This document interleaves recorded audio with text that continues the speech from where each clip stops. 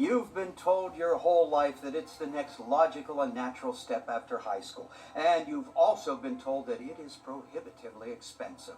College is one of the biggest investments of your lifetime, so it deserves your careful consideration and strategy.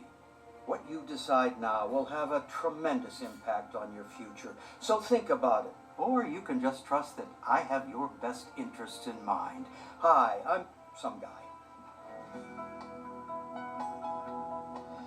Here at Horton's Student Loans, we'll help you with the funding you need for your college's largely arbitrary price tag without worrying you with interest or credit ratings, so you can focus on the important things, like making sure you don't have any classes before 11 a.m. and that your dorm room is decorated in a way that will impress your high school self and embarrass your future real self. You'll hate them in 5 years. It's tasteful. You don't know anything about anything. Fair.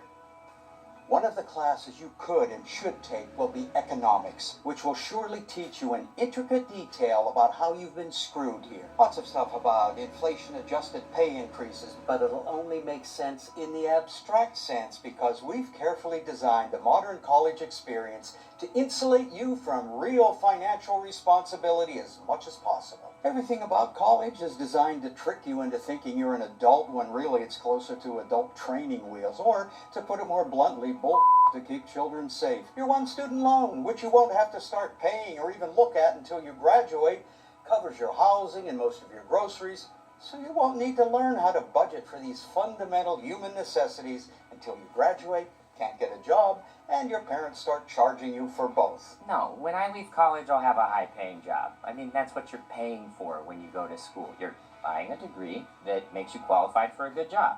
Well, that's what I've certainly convinced you is true. In reality, the national student loan debt is at $1.2 trillion, which translates to a whole lot of fancy graduates who don't have jobs that can actually pay back the loans we forced them to take out. But it's possible. I mean, both of my parents went to college, and they're not in debt anymore. Don't bother asking them for advice. When they were in college, they could pay for it with a summer job. That'd only be possible today if your summer job was being Elon Musk. The new reality is that it's almost impossible to make student debt disappear, even if you go bankrupt. I still don't know how I managed to pull that one off. Are there loan companies that are better that I can choose from? No.